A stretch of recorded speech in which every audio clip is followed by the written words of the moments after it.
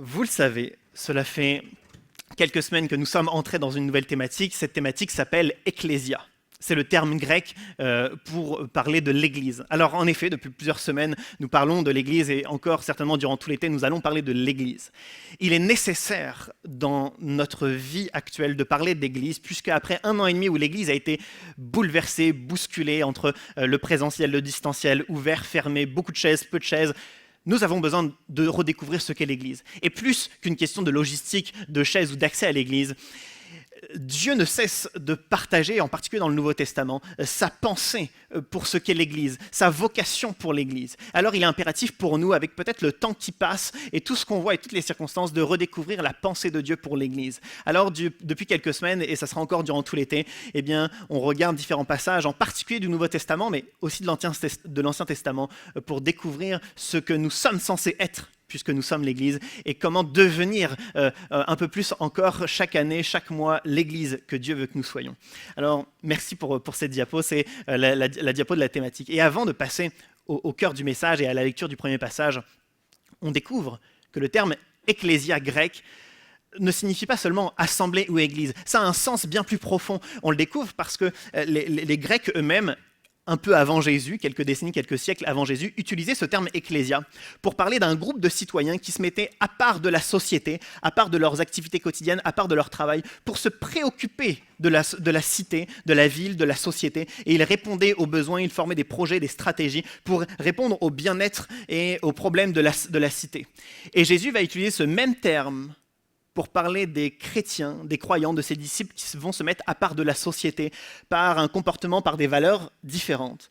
Mais ces chrétiens, cette ecclésia, ce groupe, va se préoccuper alors de la société, autant dans le domaine physique que dans le domaine spirituel, en se préoccupant de l'âme et du corps, tendant la main à ceux qui sont dans le besoin pendant un instant et prêchant le message de la bonne nouvelle de l'évangile pour que les âmes puissent se tourner vers Jésus-Christ. Alors l'Église, telle que Jésus l'emploie, c'est une Église tournée vers les autres. C'est une église tournée vers l'extérieur. C'est une église qui se préoccupe des autres. Durant les dernières semaines, on a lu plusieurs passages et ce matin, nous allons lire un passage ensemble. On va lire ensemble Acte 12, on va lire les premiers versets. Voici ce que le texte nous dit. À cette époque-là, le roi Hérode se mit à maltraiter des membres de l'église et il fit mourir par l'épée Jacques, le frère de Jean. Quand il vit que cela plaisait aux Juifs, il fit encore arrêter Pierre. C'était pendant la fête des pains sans levain. Après l'avoir fait arrêter et jeter en prison, il le mit sous la garde de 4 escouades de 4 soldats chacune. Il avait l'intention de le faire comparaître devant le peuple après la Pâque. Pierre était donc gardé dans la prison et l'Église adressait d'ardentes prières à Dieu pour lui. Et on s'arrête là un instant. Acte 12, les premiers versets commencent ainsi. Le roi Hérode, qui est plus particulièrement un gouverneur de plusieurs provinces de la Palestine et autour de la Palestine pour le compte de l'Empire romain, le roi Hérode commence à maltraiter certains membres de l'Église. Il ne maltraite pas n'importe qui. Les commentateurs disent qu'il maltraite les plus hauts responsables de l'Église et à commencer par l'apôtre Jacques. L'apôtre Jacques est arrêté et tué. C'est-à-dire que le roi Hérode ne commence pas avec une persécution peut-être lente, discrète, avec une pression sociale ou une pression professionnelle. Il commence par arrêter Jacques, qui est un des apôtres les plus importants de l'Église, en particulier à Jérusalem. Il le fait arrêter et il le tue. Immédiatement, pour toute l'Église, il y a une forme de peur, il y a une angoisse qui arrive parce que la persécution vient, elle avait déjà commencé, mais elle vient maintenant de par le roi Hérode. Et il y a une forme d'angoisse parce que plus que Jacques, au moment où Jacques est mort, le texte nous dit que le roi Hérode fait arrêter Pierre. C'est-à-dire que ce n'est pas juste ponctuel, ce n'est pas juste malgré la tristesse et la tragédie de la mort de Jacques, ça ne s'arrête pas à Jacques, ça se poursuit. Pierre est maintenant arrêté. Alors, toute l'Église se dit, Pierre, dans 1 heure, dans 1 jour, dans 3 jours, il va être tué, comme pour Jacques. Et donc, il y a une forme d'angoisse qui naît au sein de l'Église parce que la persécution arrive. Jacques place sa foi en Christ et Jacques meurt à cause de sa foi. Pierre place sa foi en Christ et Pierre est arrêté. Et il va certainement mourir d'un instant à l'autre à cause de sa foi. Alors toute l'Église se demande comment est-ce que je peux vivre ma foi ? Comment est-ce que mon avenir quel va être mon avenir alors que je place ma foi en Christ ? Et donc toute l'Église est tremblante. Toute l'Église a des difficultés avec cette situation et plus encore, on va comprendre parfaitement ce que l'Église ressent puisque le texte nous l'a dit, c'est la dernière phrase, que l'Église va prier pour Pierre. Mais l'Église avait certainement prié pour Jacques. L'Église avait certainement prié pour Jacques, intercédé, peut-être qu'il y a eu des jeûnes et prières, des rassemblements divers et variés. L'Église avait certainement prié pour Jacques, mais Jacques est mort. Leur prière n'a pas été exaucée comme ils le souhaitaient. Certainement qu'ils ont souhaité la délivrance, la liberté et la vie pour Jacques, mais Jacques est mort. Leur prière n'a pas été exaucée comme ils l'imaginaient. C'est-à-dire que plus qu'une angoisse qui naît à cause de la persécution, il y a certainement une incompréhension de la volonté de Dieu. Jacques, apôtre, un homme de Dieu, un homme de qualité, un des hommes qui a suivi Jésus-Christ, un des 12 disciples, un des pères fondateurs de l'Église, on pourrait l'appeler ainsi, meurt et notre prière n'a pas été exaucée. Et donc c'est dans un climat particulier que l'Église se retrouve, à cause de la persécution, à cause du non-exaucement de leur prière. C'est comme cela que commence Actes chapitre 12. Mais plus que l'Église primitive, plus que cette Église d'il y a 2000 ans, individuellement et peut-être même collectivement, pour des raisons différentes, on peut comprendre cette Église. Parce qu'on s'est tous retrouvés à un moment donné ou à un autre, peut-être à un carrefour de vie, un carrefour personnel, un carrefour professionnel, dans un étau, dans une angoisse qui naît et qui grandit, alors que peut-être qu'on se soucie de nos enfants et on voit leur avenir qui est remis en question. On se soucie de notre propre santé, notre santé qui ne paraît pas s'améliorer et il n'y a pas d'issue évidente. Et quelquefois, il y a des épreuves qui s'enchaînent les unes après les autres et on se sent comme cette église primitive où on passe de Jacques à Pierre, il y a l'angoisse, il y a la persécution qui se poursuit, on ne comprend pas la volonté de Dieu, on est perdu dans l'absence d'exaucement, on ne sait pas ce que Dieu veut, on ne sait pas où aller, et on se sent comme l'église primitive dans un flou total. Et c'est peut-être aussi comme cela que se sent notre église. Ça fait plusieurs semaines qu'on ne cesse de dire que nous sommes dans une période déterminante pour l'avenir de l'église, d'où cette thématique Ecclésia. Et alors que nous sommes dans une période déterminante dans les 2, 3, 4 prochains mois, peut-être que notre Église aussi est dans un flou à chercher la volonté de Dieu, à savoir où est-ce que Dieu nous envoie, qu'est-ce que Dieu veut pour nous, comment est-ce que Dieu peut nous équiper, nous former pour pouvoir poursuivre le chemin. Nous sommes peut-être dans la même situation que cette Église. Notre Église, peut-être individuellement, nous sommes dans la même situation que cette Église primitive. Il y a une nuance à faire. Le texte nous dit que c'était le moment où Pierre a été arrêté, c'était l'époque de la fête des pains sans levain, la Pâque allait arriver.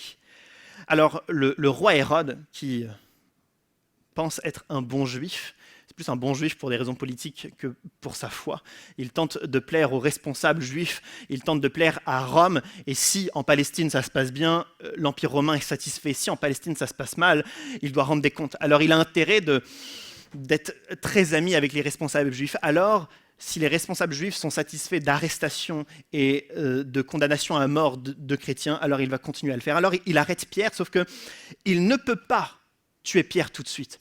Alors il le met en prison, il ne peut pas le tuer présentement parce qu'il y a la fête de Pâques qui arrive, il y a la fête des pains sans levain, ça dure à peu près 8 jours, toutes les fêtes comprises. Alors il ne peut pas, dans un moment de célébration, de joie, se mettre à tuer quelqu'un entre deux. Alors il va devoir attendre après la Pâque, c'est ce que le texte nous dit, il va devoir attendre après la Pâque pour pouvoir le tuer. Et donc durant ces 8 jours, Pierre va être en prison. Donc il y a cette différence entre Jacques et Pierre. Et ces 8 jours sont déterminants, parce que c'est ce que le texte nous dit. Durant cette période, durant ce laps de temps, l'Église va adresser d'ardentes prières à Dieu pour lui. On vient de décrire la situation de l'Église persécutée, l'Église dans l'angoisse, l'Église certainement dans l'incompréhension de la volonté de Dieu, en particulier concernant Jacques, et pourtant l'Église, alors qu'elle apprend que Pierre est arrêté, l'Église adresse d'ardentes prières à Dieu pour lui. Pas des prières désespérées, pas de légères prières, pas des petits détails, ils ne font pas ça non plus par habitude, en particulier, on va le voir dans un instant, l'Église, même la nuit, va se rassembler pour pouvoir prier pour Pierre, c'est-à-dire qu'il y a comme une régularité dans cette prière, une constance dans cette prière, il y a une ardente prière qui est adressée à Dieu pour Pierre, c'est-à-dire que malgré la situation qui paraît désespérée, malgré l'angoisse et la persécution, l'Église adresse d'ardentes prières. Sommes-nous individuellement et en tant qu'Église des personnes qui adressons d'ardentes prières à Dieu?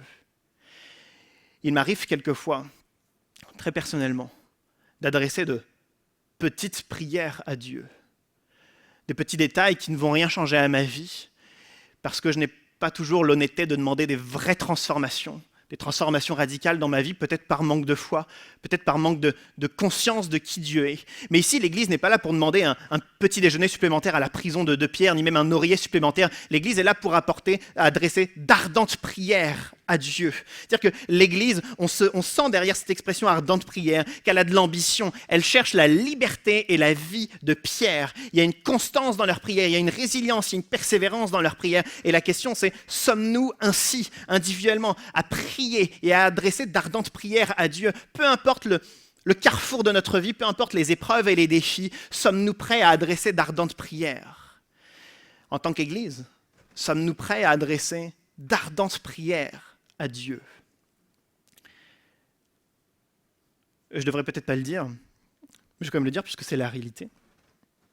La semaine dernière, Simon faisait la louange, Jennifer l'accompagnait à la voix. Certainement que quelques-uns étaient là dimanche dernier. Et puis, les chants qu'il avait apportés, Simon, étaient tout à fait corrects. Et puis, on a vécu un magnifique moment dans la présence de Dieu. En tout cas, j'ai passé un magnifique moment dans la présence de Dieu, et je sais que plusieurs aussi. Et avant d'ouvrir la Bible, Simon lance, comme on a l'habitude, chaque dimanche matin, il lance le moment de prière. Et donc, il nous encourage tous à prier. Et dimanche dernier, on était 2 à prier. On était à peu près le même nombre, entre 40 et 50 personnes, et on était 2 à prier. Et la question, évidemment que plusieurs certainement qu'on a eu mal au cœur, moi j'ai eu mal au cœur, et la question que je me pose, c'est est-ce qu'en tant qu'Église, on ressemble à cette Église primitive d'il y a 2000 ans, qui est prête, parce qu'il y en a un qui souffre, à se réunir pour adresser d'ardentes prières à Dieu? Est-ce qu'on est prêt à peut-être mettre du temps de côté, à mettre à part du temps pour pouvoir prier avec tout le reste de l'Église? On l'a dit, mais c'est peut-être qu'un détail, mais évidemment que la réunion de prière, on l'a dit, on en discute depuis plusieurs semaines, de changer peut-être l'horaire ou le jour, mais au-delà de tout ça, est-ce que lorsqu'on se réunit en tant qu'Église, on vient pour adresser nos ardentes prières à Dieu? Cette Église le faisait. Elle se souciait de Pierre. Elle ne voulait pas laisser Pierre seul dans les ténèbres de sa prison, dans sa solitude. L'Église était prête à se rassembler, malgré la persécution et malgré l'angoisse, malgré l'incompréhension de la volonté de Dieu. L'Église se rassemblait pour apporter d'ardentes prières à Dieu. Il ne demandait pas des petits détails, des petits éléments. Il voulait la liberté et la vie de Pierre. Ils étaient prêts à tout. Ils étaient prêts à se rassembler, même en pleine nuit, pour pouvoir prier ensemble. Sommes-nous cette Église? Peut-être pas toujours. Mais il est bon, alors qu'on redécouvre la vocation de l'Église, il est peut-être bon pour nous de nous emparer de certains sujets, mus par une compassion particulière pour nos frères et sœurs ou pour d'autres personnes, alors qu'on s'accapare certains sujets qui nous touchent particulièrement, de nous rassembler en tant qu'Église uniquement pour pouvoir prier, uniquement pour pouvoir adresser ces ardentes prières, pas des prières maigres, mais remplies de zèle et de passion, pour obtenir de Dieu non seulement une réponse, mais pour voir sa gloire. Et on a besoin de ces ardentes prières. Une église ne fonctionne pas si elle ne se rassemble pas pour adresser d'ardentes prières. Et notre église doit fonctionner et on doit avancer. Alors on doit ensemble trouver des moments, dans nos agendas, dans les semaines, les mois et les années passées, des moments pour adresser ces ardentes prières à Dieu. L'église le fait pour Pierre.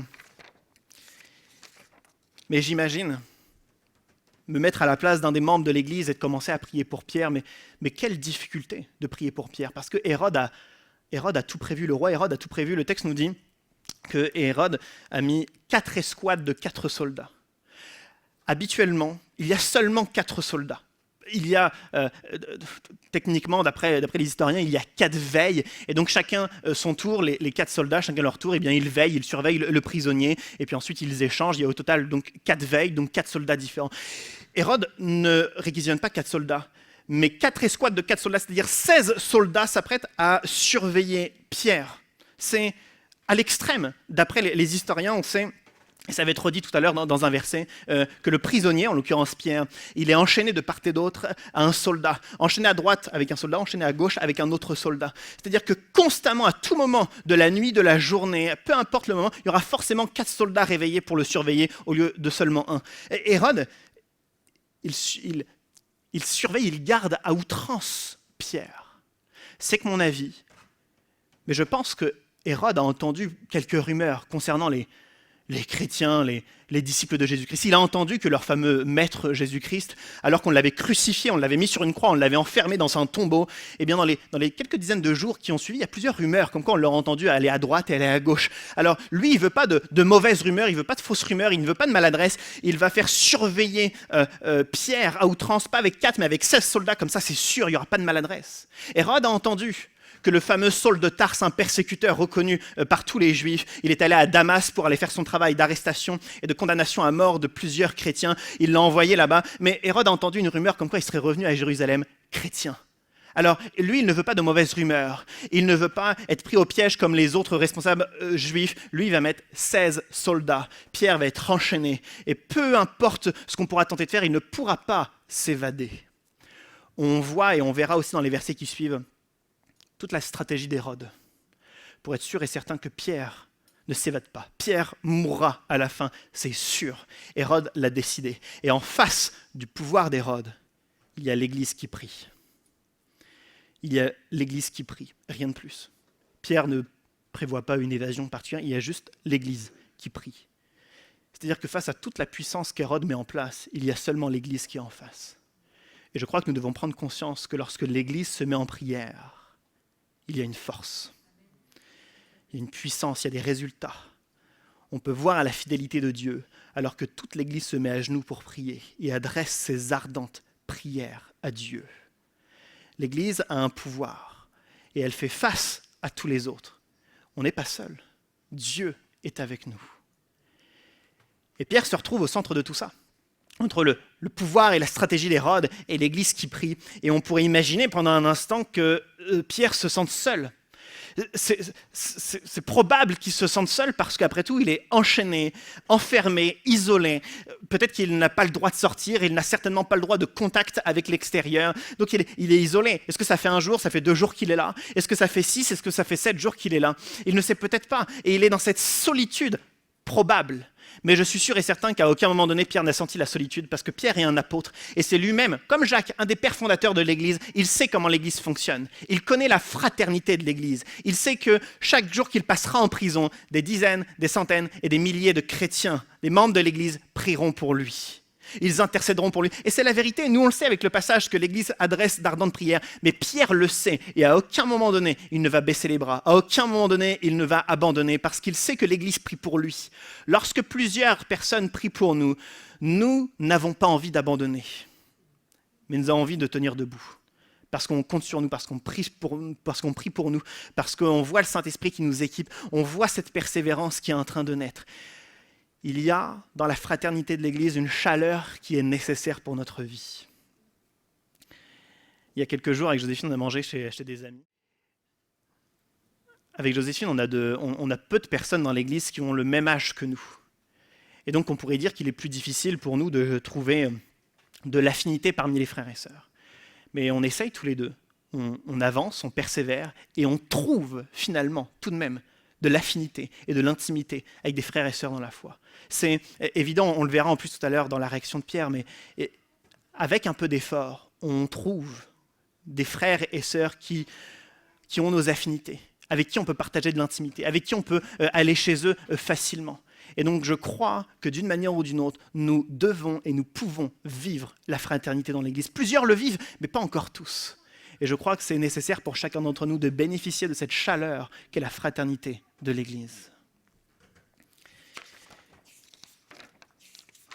On va poursuivre la lecture alors que les versets se poursuivent, toujours Actes chapitre 12. La nuit qui précédait le jour où Hérode allait le faire comparaître, Pierre, attaché avec 2 chaînes, dormait entre 2 soldats. Des sentinelles postées devant la porte gardaient la prison. Soudain, un ange du Seigneur survint et une lumière resplendit dans la cellule. L'ange réveilla Pierre en le frappant au côté et lui dit « Lève-toi vite !» Les chaînes tombèrent de ses mains. Puis l'ange lui dit « Mets ta ceinture et tes sandales. » C'est ce qu'il fit. L'ange lui dit encore « Mets ton manteau et suis-moi. » Pierre sortit et le suivit sans savoir que ce que l'ange faisait était réel. Il croyait avoir une vision. Ils passèrent la première garde, puis la seconde, et ils arrivèrent à la porte de fer qui mène à la ville. La porte s'ouvrit d'elle-même devant eux. Ils sortirent et s'avancèrent dans une rue. Aussitôt l'ange quitta Pierre.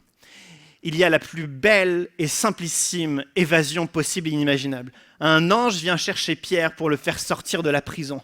Et chaque détail est intéressant. Et j'aimerais d'abord m'arrêter sur la toute première phrase, où c'est la nuit qui précède la comparution de Pierre. C'est le dernier moment, la dernière nuit, la dernière heure. Dieu aurait pu intervenir à la première journée, ou la troisième, ou la sixième. C'est au dernier moment que Dieu est intervenu. Cela nous montre à quel point nous devons persévérer.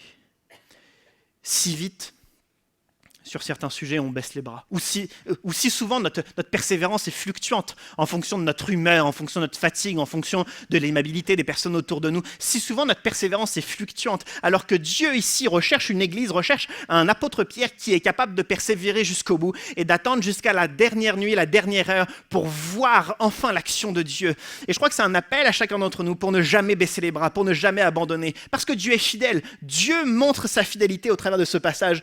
N'abandonnons pas, mais faisons encore confiance à Dieu. Certains sujets, certains carrefours de vie, certaines épreuves pour nous sont un fardeau. On est sensible à certaines choses que l'on vit et on n'a pas toujours la force ni le courage d'avancer. Mais je crois que ce passage nous encourage à ne jamais baisser les bras. On n'est peut-être pas toujours en pleine forme et toujours prêt à avancer parce que les épreuves peuvent être difficiles. Mais d'une manière ou d'une autre, ce passage nous montre qu'il ne faut jamais abandonner. Parce que jusqu'à la dernière minute, jusqu'à la dernière nuit, Dieu peut intervenir. Et ensuite, il y a tout un tas d'éléments qui paraissent des détails, mais qui montrent la toute-puissance de Dieu. Le texte nous dit que l'ange arrive et une lumière resplendit. Alors évidemment que si on analyse le passage, on se dit, les 4 soldats qui sont censés être réveillés, ils vont voir la lumière. Et même s'ils sont assoupis, la lumière est censée les réveiller.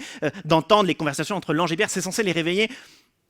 L'auteur du passage, on n'a plus rien à faire des soldats. Au moment où l'ange arrive, les soldats, on n'en parle plus du tout. Comme si au moment où la présence de Dieu arrive, les obstacles, la stratégie d'Hérode n'avait plus de sens. Les soldats, on n'en parle plus. Réveillés, pas réveillés, présents, absents, on n'en sait rien. Les soldats, on n'en parle plus. Au moment où l'ange entre en scène, l'ange arrive, la lumière resplendit. Il réveille Pierre et alors que les chaînes tombent, l'ange lui dit de se lever. Nous, on comprend tous que Pierre, il peut partir, que Pierre peut suivre l'ange et partir.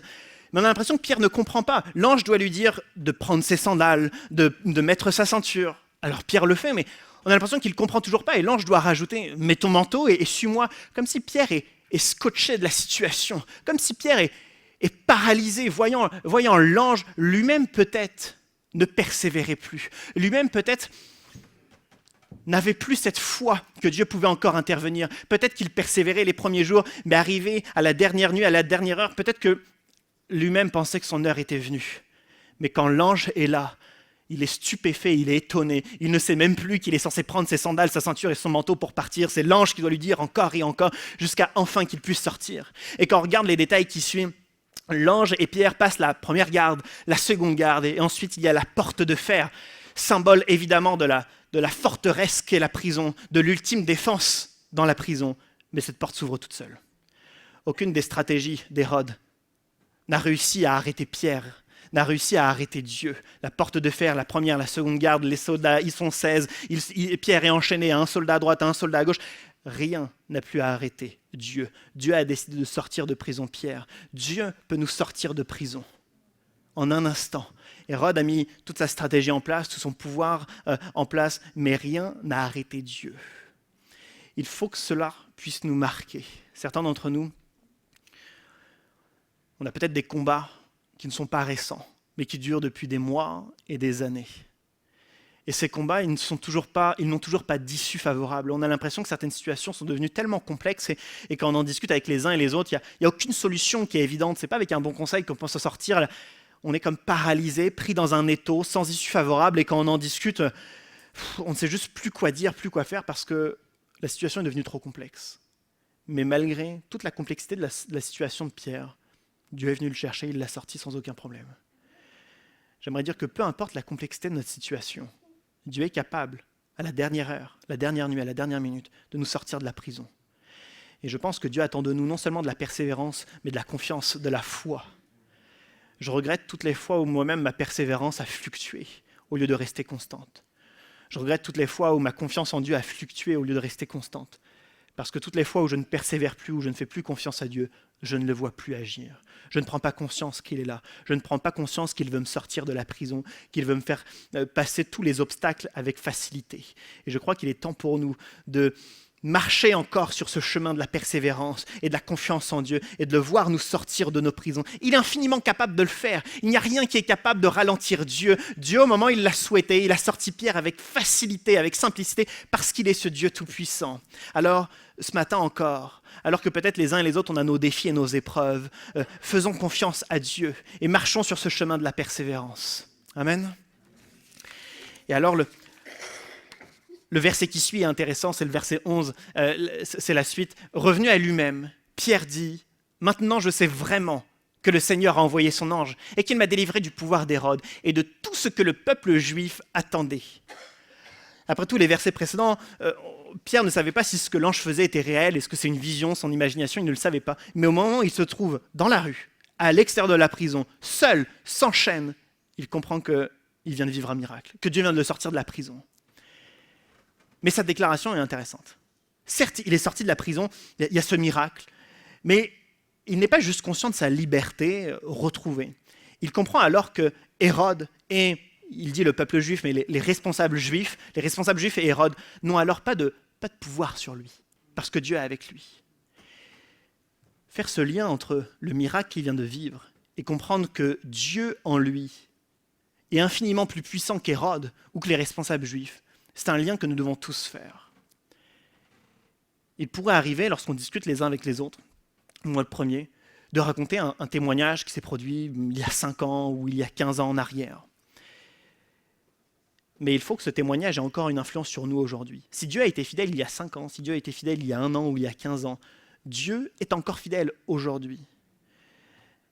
Lorsqu'on était adolescent avec mes parents, on allait manger chez un couple de chrétiens et ils nous racontaient très régulièrement les expériences et les témoignages qu'ils faisaient. On était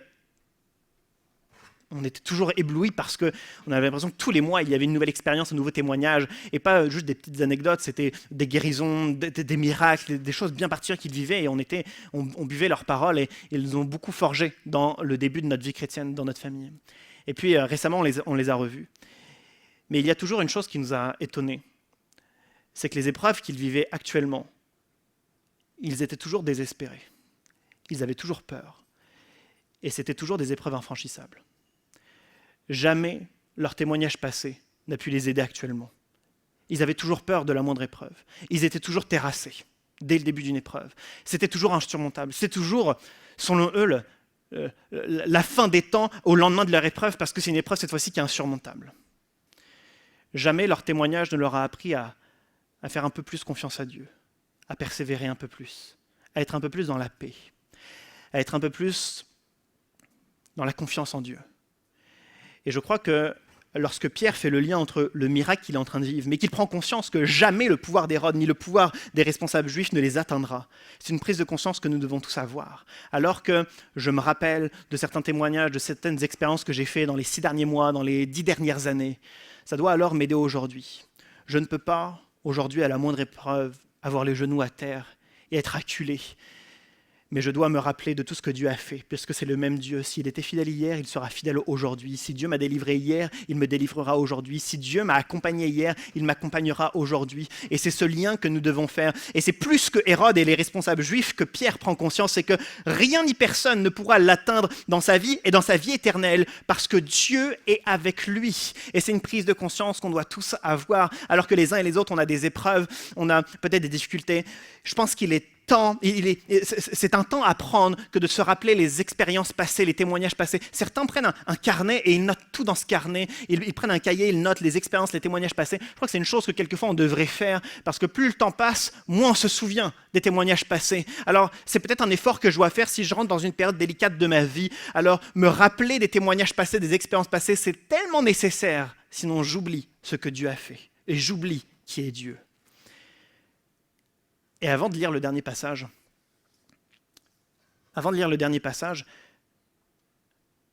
j'aimerais qu'on fasse une comparaison. Parce qu'on arrive à ce moment de l'histoire où Pierre est libre. Pierre est reconnaissant de ce que Dieu a fait. Mais Jacques est mort. dans les jours précédents ou dans les semaines précédentes, Jacques a été arrêté et Jacques est mort. Comparé à Pierre, Pierre a été arrêté, mais Pierre n'est pas mort. Dieu a sauvé Pierre. Et je mets des guillemets. On pourrait ne pas toujours comprendre les fois où Dieu exauce certaines personnes, où Dieu exauce certaines de nos prières. Et Dieu n'exauce pas les autres prières. Alors, quelquefois, la Bible nous donne des raisons à propos de la foi, à propos de certains styles de vie, à propos de certaines données. Mais sur ce passage, il faut qu'on aille un peu plus loin sur le pourquoi Dieu n'a pas exaucé la prière de l'Église concernant Jacques. Je veux comprendre que toute l'Église primitive il y a 2000 ans est en peine et en tristesse pour Jacques.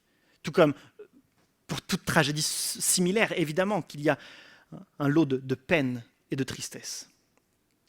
Mais tantôt, Dieu a voulu montrer à l'Église la foi que l'Église devait exprimer pour Pierre. Leur foi devait s'exprimer en disant, en prière, en demandant à Dieu, libère-le, donne-lui la vie, fait qu'il puisse s'échapper de la prison, fait que Hérode n'ait pas de pouvoir sur lui. Mais tantôt, Dieu voulait aussi que l'Église exprime son espérance que même si Jacques est mort, là où est Jacques, c'est la meilleure place. Jacques, apôtre de l'Église, apôtre de Dieu, il est auprès de Dieu.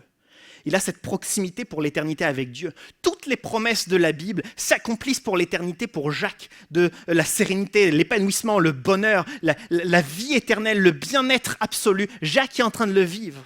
Et même si l'Église est en train de vivre, l'Église primitive est en train de vivre une peine, une tristesse, elle est dans le deuil parce que Jacques est parti. Mais Dieu voulait également montrer à l'Église que tantôt c'est la foi qui s'exprime, tantôt c'est l'espérance. Parce que Dieu ne répond pas toujours à nos prières. Alors lorsque nos prières sont non exaucées, ce n'est pas que Dieu est absent ou passif, c'est que Dieu veut que nous puissions montrer notre espérance.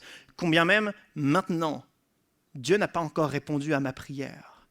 Peut-être que Dieu a une autre réponse, peut-être que Dieu veut nous envoyer dans une autre direction. Mais la réponse de Dieu, c'est que notre espérance en la vie éternelle peut également nous suffire. Dieu ne nous exauce pas tout le temps. Dieu n'est pas un gris-gris, une amulette que nous secouons pour avoir tout ce que nous demandons. On doit comprendre que Dieu nous a déjà donné quelque chose. Au-delà de la réponse à nos prières, il nous donne la vie éternelle. Et l'Église primitive d'il y a 2000 ans avait besoin peut-être d'apprendre cette distinction alors que la persécution arrive. Ils n'obtiendront pas toujours l'exaucement à leur prière, mais ils auront quoi qu'il arrive la vie éternelle. Pour Pierre, ils ont eu la réponse. Pour Jacques, ils se sont contentés de sa vie éternelle. Et alors la tristesse et la peine doivent se transformer en espérance. Mais nous aussi, chacun d'entre nous. Il est difficile, mais on doit aussi apprendre cette leçon, que ce soit individuellement, mais aussi en tant qu'Église. Toutes les fois où Dieu ne répond pas à nos prières, toutes les fois où Dieu n'exauce pas, ça ne signifie pas que Dieu est absent, que Dieu est passif. Ça ne signifie pas toujours qu'il y a un énorme péché caché, une dépendance grave qui fait que Dieu n'a pas besoin. C'est aussi que Dieu veut qu'on se satisfasse de cette vie éternelle. Dieu veut qu'on se satisfasse de ce qu'il nous a déjà tout donné il y a 2000 ans sur la croix et cette victoire ultime qui nous ouvre les portes des cieux. Cette donnée est censée nous satisfaire. Plus que de demander, plus que de quémander, plus que quelques-uns de nos caprices, cette donnée que la vie éternelle doit nous suffire. Et alors on arrive au dernier passage. Voici ce que le texte nous dit, ce sont les versets qui suivent. Toujours Actes chapitre 12. Après avoir réfléchi, Pierre se dirigea vers la maison de Marie, la mère de Jean, surnommée Marc, où beaucoup de personnes étaient réunies et priaient. Il frappa à la porte d'entrée, et une servante appelée Rhodes s'approcha pour écouter. Elle reconnut la voix de Pierre et, dans sa joie, au lieu d'ouvrir, elle courut annoncer que Pierre se tenait devant la porte. Ils lui dirent « Tu es folle ». Mais elle soutenait que c'était bien vrai. Ils dirent alors « C'est son ange ». Cependant, Pierre continuait à frapper. Ils ouvrirent et furent stupéfaits de le voir. De la main, il leur fit signe de se taire et leur raconta comment le Seigneur l'avait tiré de la prison. Il ajouta « Annoncez-le à Jacques et aux frères et sœurs ». Jacques, c'est un autre Jacques. Ce n'est pas Jacques, fils de Jean, c'est un autre Jacques. Pierre réfléchit, il est tout seul dans la rue au beau milieu de la nuit alors que l'ange vient de le faire évader, il vient d'assister à un miracle extraordinaire qui est son évasion. Et sa première réaction, c'est d'aller voir ses frères et sœurs dans la foi. À l'époque, et particulièrement, en tout cas c'est beaucoup vu dans les Actes des Apôtres, l'Église se réunit de deux façons. Tantôt au temple avec tous les membres pour être enseignés, pour être exhortés. Les apôtres sont là pour leur partager les enseignements de Jésus. Ils chantent certainement des psaumes ensemble et tantôt ils se réunissent dans des maisons, comme ici dans la maison de Marie. D'ailleurs, Marie qui n'est pas la Marie, la mère de Jésus, une autre Marie, décidément. Ils se réunissent également dans les maisons. C'est-à-dire que c'est deux formats de l'Église. Et autant il y a des bonnes choses dans les deux formats, autant il ne faut pas oublier les bienfaits dans les deux. Et si demain on ne se réunit plus en Église, dans le temple, entre guillemets, si on ne se réunit plus tous ensemble, on perd beaucoup de choses. On perd la vision que Dieu veut nous donner. On perd les ressources qu'on peut mettre en commun pour des bonnes causes. On perd la direction que Dieu veut nous donner. On perd les moments de louange et d'adoration tous ensemble. On perd les manifestations dans l'esprit que Dieu pourrait donner à l'Église. On perd les exhortations et les enseignements que tous nous avons besoin. Mais si on perd également l'Église sous format de maison, on perd également certaines choses. On perd cette fraternité. On perd cette intimité. On perd cette intercession dans la prière, intercession spirituelle que l'Église de maison a. On perd les affinités on perd les liens d'affinité qu'une Église peut avoir les uns avec les autres. La première réaction de Pierre, ce n'est pas d'aller au temple. Je pense qu'à cette heure, il est peut-être fermé, mais en plein milieu de la nuit, mais il va voir ses frères et sœurs dans la foi. Il sait qu'en pleine nuit, ils sont en train de prier pour lui. Il va les voir. Parce que ces frères et sœurs-là, ils sont peut-être quelques-uns, quelques dizaines, j'en sais rien, mais ce petit nombre de frères et sœurs de l'église de Jérusalem, c'est ceux qui le connaissent le mieux. Et donc, avec ces liens d'affinité particuliers, il va vers eux directement. Je crois que nous avons tous besoin d'une église de maison. L'église en organise quelques-unes, là pendant la période estivale, c'est en pause, mais l'église organise quelques réunions de maison. Et combien même nous ne participons pas à ces réunions de maison, on est évidemment encouragé à y participer, mais on doit avoir un cocon, un groupe, 2, 3, 5, 10 personnes, mais on doit avoir des vis-à-vis dans la foi. Des personnes avec qui on peut se tourner facilement, des personnes avec qui on peut aller vers eux, ils nous connaissent, on les connaît, on prie pour eux, ils prient pour nous, il y a une intimité particulière. Les groupes de maison servent à cela, et si peut-être on a, dans une forme moins formelle et moins spontanée, si nous aussi on a un autre groupe, c'est tout à fait correct, mais je crois que l'on doit avoir ce genre de relation fraternelle, de trouver 2 ou 3 personnes avec qui on peut échanger dans la foi. Et ça nous manque cruellement lorsqu'on ne l'a pas, parce que lorsque viennent les joies et les peines des autres, on ne les connaît pas, et lorsque viennent nos joies et nos peines, personne ne peut venir nous aider. Cette dimension de la fraternité de l'Église est tellement importante. Alors Pierre se dirige vers ce groupe et on l'a lu il y a un instant, il frappe à la porte, c'est la servante Rhode qui est là. Elle reconnaît la voix de Pierre et le texte nous dit que dans sa joie, au lieu d'ouvrir, elle va annoncer cette bonne nouvelle. Cette scène est évidemment très drôle, de la maladresse de cette dame. Mais cela montre le degré de sa joie. Elle n'est pas juste un petit sourire aux lèvres, c'est bien, Pierre est de retour, auquel cas elle lui ouvrirait la porte et puis il n'y aurait pas une maladresse. Mais elle est dans une telle joie, dans une telle excitation, dans un tel enthousiasme, certainement tellement reconnaissante de ce que Dieu a fait, parce que si elle reconnaît la voix de Pierre, alors Pierre est là, donc ça veut dire que Dieu a fait un miracle, donc elle est dans une telle joie elle fait cette maladresse. Sommes-nous débordants de cette même joie lorsqu'on se rend compte de ce que Dieu fait ?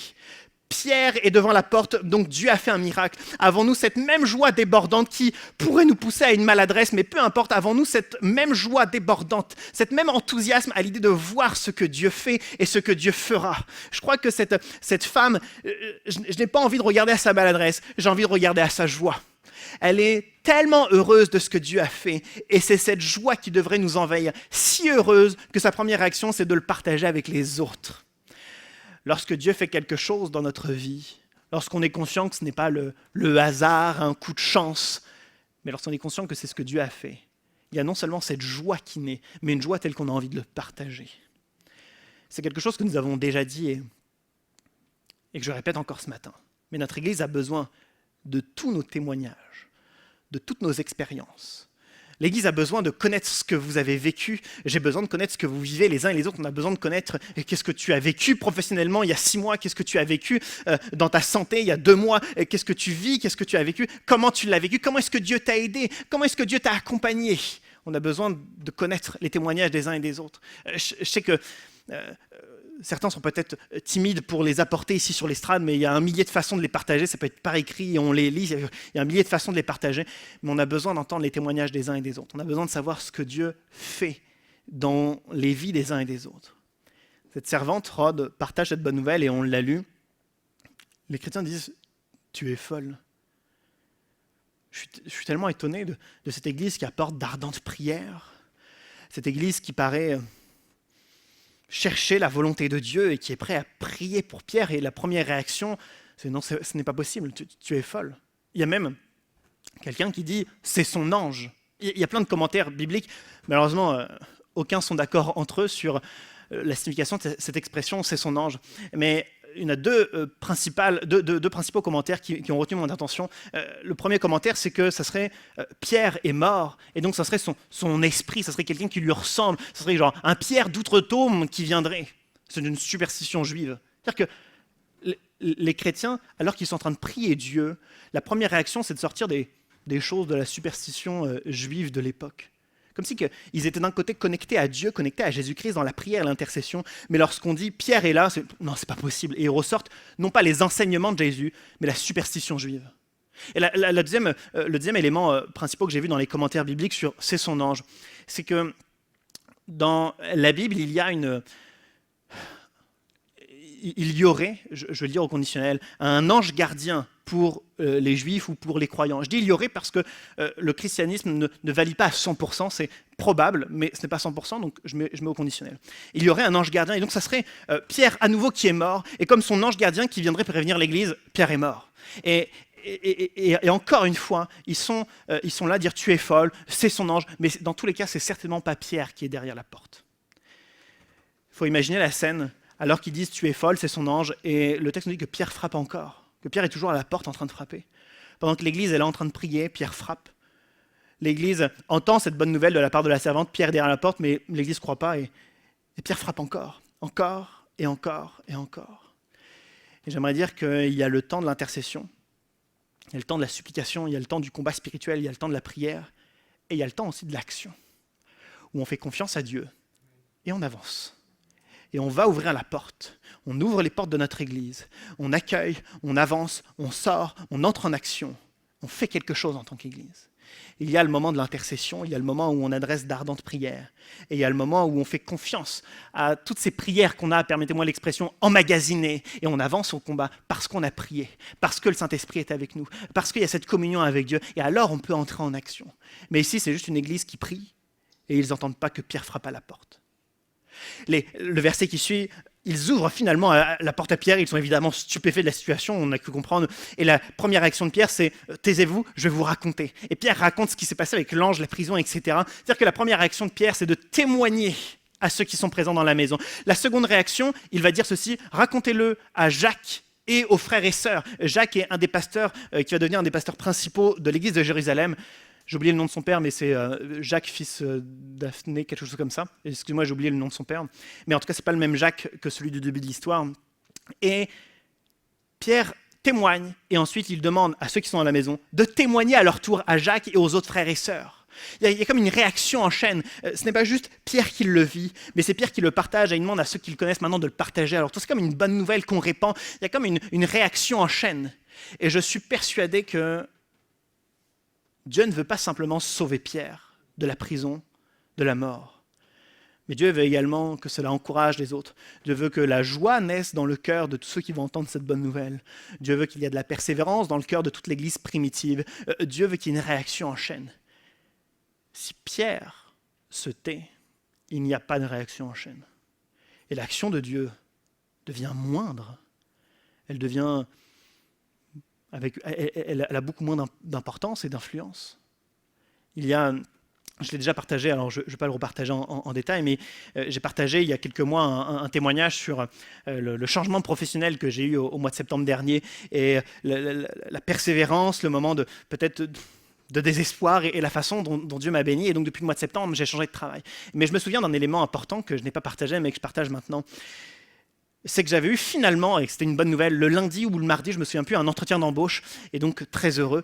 Et le vendredi après-midi, j'avais eu la confirmation, la validation de ma future responsable, comme quoi j'avais eu le travail. J'étais très heureux. Et à ce moment-là, la réunion de prière de l'église, c'était le vendredi soir. Et donc, entre l'après-midi et le soir, ma première réaction, c'était de me dire, la petite exhortation que j'ai préparée pour la réunion de prière, je la mets de côté pour le vendredi qui suit. Mais ce vendredi-là, je veux juste partager ce témoignage. Et comme chaque témoignage qui est partagé à la réunion de prière, ça fait naître de la joie, évidemment, de ce que Dieu a fait. Mais ça pousse tout le monde à la persévérance parce que chacun on a nos défis. Et on se dit, je vais avancer une semaine de plus, je vais avancer un mois de plus, je vais faire un peu plus confiance à Dieu parce qu'on a entendu ce témoignage. Et troisièmement, je me souviens que durant cette réunion de prière, on a prié pour tous ceux et toutes celles qui n'avaient pas encore de travail, tous ceux qui avaient des difficultés dans leur milieu professionnel. Ça poussait tous ceux qui étaient à la réunion de prière à prier pour les sujets qui étaient devenus des sujets auxquels on était concernés. Si je n'avais rien dit, on n'aurait pas prié ainsi. Si je n'avais rien dit, ça n'aurait encouragé personne. Personne n'aurait eu ce sentiment de devoir persévérer. Et il n'y aurait pas eu plus de joie dans le cœur. Et je crois que l'Église a besoin de joie. L'Église a besoin de persévérance. Et l'Église a besoin de prier pour les autres. Et donc, l'Église a besoin que nous témoignions. On a besoin les uns et les autres de partager notre témoignage. Ça peut être cette semaine ou dans les prochaines semaines ou à la fin d'un culte en me disant Emmanuel, moi j'ai mon témoignage à te partager et puis ensuite je pourrais peut-être le partager à l'église. C'est à propos de mon travail, c'est à propos d'un problème de santé, c'est à propos d'une relation familiale, mais je pourrais le partager. Et je pense que tout témoignage est tellement bon à entendre de ce que Dieu fait dans la vie des uns et des autres et ça va forcément encourager les gens à porter la joie, la persévérance et nous amener à la prière par la suite. Nos témoignages sont importants. Pour conclure, alors que j'appelle l'équipe de louanges à revenir, alors que dans un instant, on va chanter ce chant Dieu Tout-Puissant. Je trouve que ce passage, acte 12, moi, il m'inspire personnellement, et je veux qu'il nous inspire tous, parce qu'on voit un homme, Pierre, qui se retrouve seul dans une situation, mais en vérité, il n'est pas vraiment seul, il y a toute une église derrière lui. On voit que cette église, elle n'est pas simplement là pour attendre que ça se passe ou juste pour se rassembler une fois de temps en temps, superficiellement, mais l'Église est investie, elle est impliquée. Elle adresse d'ardentes prières à Dieu pour Pierre. Ce n'est pas une église du dimanche. C'est une église qui est vivante. Alors que Pierre est libéré en pleine nuit, il va dans la maison et il sait qu'il va retrouver ses frères et sœurs qu'il prie. C'est une église qui est investie.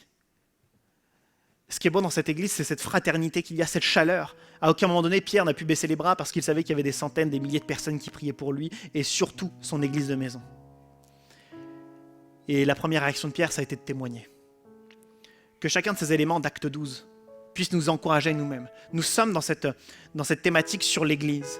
Et nous voulons prendre conscience, sans fausse humilité évidemment, de montrer les forces de notre église, mais aussi ses faiblesses. Ce qui doit être amélioré. Et je remercie Dieu avec beaucoup d'honnêteté pour tous les piliers spirituels de l'Église qui prient chez eux. Je remercie l'Église pour tous ces piliers spirituels qui se réunissent à la réunion de prière ou aux études bibliques. Je remercie l'Église pour toutes ces personnes on leur donne un sujet de prière et pendant 6 mois, 1 an, ils vont prier encore et encore sur ce sujet parce que ce sont des piliers spirituels. Mais il faut que toute l'Église devienne des piliers spirituels. Parce que les prochaines personnes qui entreront dans l'Église, ils auront besoin de piliers spirituels, ils auront besoin de nous. Il faut que l'Église puisse trouver des moments pour se rassembler lors des semaines de jeûne et prière, le mercredi ou quel que soit l'horaire ou le jour de la réunion de prière. Mais il faut que l'Église trouve des moments pour prier, adresser ses ardentes prières. Le dimanche matin, pendant la louange, au moment que l'Église est invitée à prier, à louer le Seigneur avec ses propres mots, c'est le moment pour chacun d'entre nous de se réunir et de prier. On a nos forces, on a nos faiblesses. Mais ce qu'on veut avant tout, c'est marcher sur le chemin que Dieu veut nous tracer. Alors qu'on puisse devenir un peu plus l'Église que Dieu veut que nous soyons. Qu'on puisse avoir cet investissement dans la fraternité et cet investissement dans la prière que Dieu nous demande. Si Dieu a été chercher Pierre avec autant de simplicité, si Dieu a été le chercher et l'a fait sortir de la prison, c'est bel et bien tout ce qu'on espère. Mais je crois qu'il y a eu cette fraternité et cette vie prière qui a compté et qui a fait en sorte que Dieu sorte Pierre de prison. Et si on veut tous sortir de nos prisons, si on veut tous voir nos proches, les membres de notre famille, nos collègues de travail sortir de leur prison, quelle qu'elle soit, il faut qu'il y ait cette fraternité et cette vie de prière. Sans quoi l'Église n'est pas efficace et pertinente. Alors pour conclure, alors qu'on va chanter Dieu Tout-Puissant, je vais prier pour conclure, je vous invite à vous lever.